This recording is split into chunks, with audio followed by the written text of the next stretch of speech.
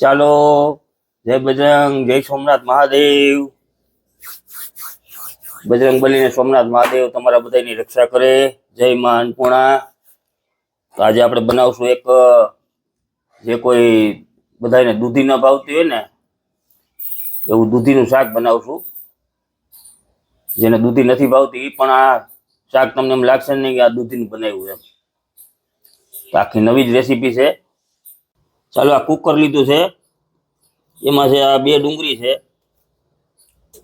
પછી 2 ટમેટા છે કુકરમાં, પછી 8-10 લસણ છે, લસણની કળી, એક આદુ છે ટુકડો, અને 2 મરચા છે. કુકરમાં નાખી દેવાનું છે. ને દૂધી આપણે એટલી લીધી છે. આની છાલ ઉતાર નાખવાની છે આની.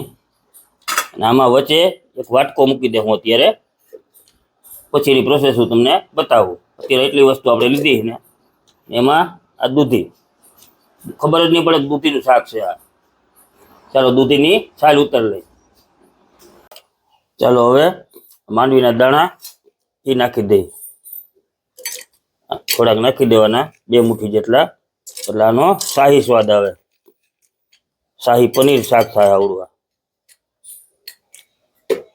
શાહી પનીરનું ખબર જ નહીં પડે કે દૂધીનું શાક છે કે પનીરનું શાક છે. આમાં લવિંગ છે 3-4, તીખા આખા, તજપાન ને 2 એલચી એ નાખી દઈ આયરે. હવે એક વાટકો પાણી નાખી દઈ. આમાં હોય છે આવો કાઠો મીકો મરકે છે, એટલે કાઠો ન હોય વાટકો મૂકી દેવો. બસ એટલું પાણી ઘણું, 2 વાટકા જેવું.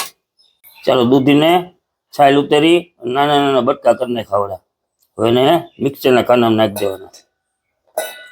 મિક્સર, પછી એમાં લીમડાના પાન નાખી દેવાના 8-10, અને સ્વાદ છે ને બહુ સારો આવે. પછી ધાણાભાજી થોડીક,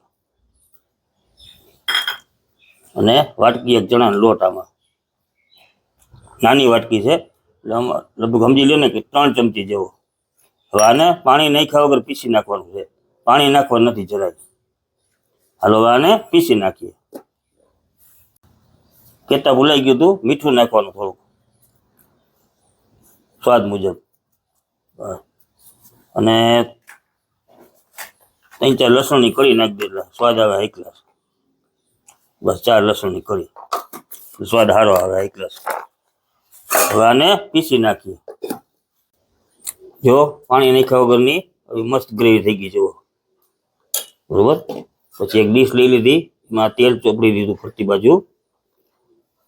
નાની ડીશ હોય તમારે, થાળી હોય, કાંઠાવાળી જોઈ, એમાં આવી રીતના ફરતી બાજુ તેલ ચોપડી દે. ચાલો, તેલ થઈ ગયું રેડી. બધી ગ્રેવીમાં પાથરી દે. આ રીતના ડીશમાં થઈ ગયું હાઈ ક્લાસ. આવી રીતના આમ કરી નાખો, બરાબર. પછી આ કુકર છે, વચ્ચે કાંઠો મૂકો ને, એમાં થાળી મૂકી દેવાની, આ ડીશ મૂકી દેવાની, અને 2થી 3 સીટી વગાડી નાખીએ કુકર. કુકરમાં 3 સીટી વગાડી તો ટમેટા, મરચા, ડુંગળી બધું થઈ ગયું, બરાબર. હવે આને આપણે ઠરવા દે. હું અડધી કલાક જેવું પંખો ફૂલ કરી નાખ્યો છે, ને આ ડુંગળી, ટમેટા, મરચા અને જે બધું અંદર મસાલો નાખ્યો ને એની ગ્રેવી કરી નાખીએ. આ બધું બહાર કાઢી નાખ્યું. ઠરી ગયું આ, એટલે એની ગ્રેવી કરી નાખશું, નાના પીસ પાડી નાખશું.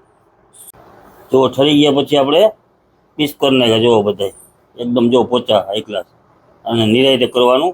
હાવ પોચું રૂ જેવું થાય છે, આમ ફર્સ્ટ ક્લાસ છે ને હાઈ ક્લાસ. હવે આમાંથી તમારે ફરસાણી થઈ ગઈ ને આનું આપણે શાકે કરશું.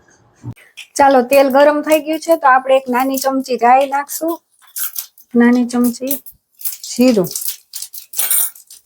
10-15 લીમડાના પાન, થોડી હિંગ, આ રીતે નાખીએ. ચાલો, હવે આપણો આ પીસ કટિંગ કરેલા હતા એનો રેડી થઈ ગયો છે વઘાર, ને ઉપરથી આપણે ધાણાભાજી આ રીતે છાંટી દઈએ, ગેસ બંધ કરી દઈએ.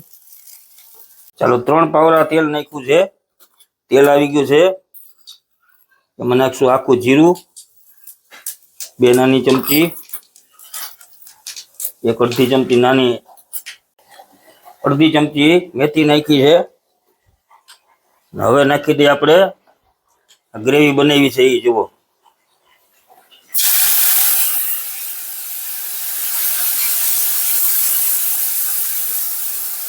વાહ, હું સુગંધ આવી છે. પાણી આમાં નાખી બધી ગ્રેવી નાખી દઈ. જો આ ગ્રેવીને થોડીક વાર પાકવા દઈ. હવે એમાં નાખી દઉં આપણે મસાલા. નાની ચમચી હળદર, પછી આ તીખું મરચું છે 2 ચમચી નાની, પછી તમારે જેટલું તીખું કરવું હોય એટલું. પછી ધાણા જીરું 2 નાની ચમચી, 3 નાની ચમચી. એને હલાવી નાખીએ. જો ધીમો ગેસ રાખ્યો છે. ધીમો ગેસ રાખી થોડીક વાર પકાવીએ. પછી એમાં નાખી દે હું તો પાકવા જેવી છે કસ્તુરી મેથી મસરીને. થોડુંક નાખી દે હું કિચન કિંગ મસાલો. અને નાખી દઈ થોડુંક મીઠું, કારણ કે મીઠું આપણે બધા બેમાં નાખેલું છે. એને હલાવી નાખીએ. તો કેવી મસ્ત ગ્રેવી થઈ. જો ગ્રેવી પાકી ગઈ. એમાં હવે આ પીસ નાખી દઈએ. પછી તમારે જેવી જાડા પાતળી ગ્રેવી રાખવી હોય એવી રાખવાની. પાતળી કરવી હોય તો પાણી નાખવાનું. બધા પીસ આ પનીરના નાખી દઈ. આવી રીતના બધી ભેળવી દે એક રાખતી. તો કેવો મસ્ત શાક થયું છે. આપણે 2 વસ્તુ બનાવી. પેલું ફરસાણનું નામ આપજો કે એનું શું નામ આપવું આપણે જે આગળ ફરસાણ બતાવ્યું એ. હવે આપણું આ શાક થઈ ગયું કમ્પ્લીટ. એની માથે નાખી દઈ ધાણા ભાજી. ને તમારે આમાં મલાઈ નાખવી તો મલાઈ નાખી આગળ માથેથી. કેટલું મસ્ત થયું છે એક ગ્લાસ ગ્રેવી. પછી તમને અનુકૂળ, અમને આ ઘાટી ફાવે અત્યારે તો આમાં થયું ને એક ગ્લાસ. તો અહીંયા અમારી અમે આ રેસીપી પૂરી કરીએ છીએ. જો તમને અમારી આ રેસીપી સારી લાગી હોય તો અમારી ચેનલને લાઈક કરજો, શેર કરજો, સબસ્ક્રાઈબ કરજો, બાજુમાં બેલ આઇકન દબાવી દેજો. નવા નવા બ્લોગ ને નવી નવી રેસીપી તમને જોવા મળે. તો જય બજરંગબલી, જય સોમનાથ મહાદેવ. આવજો, બાય બાય.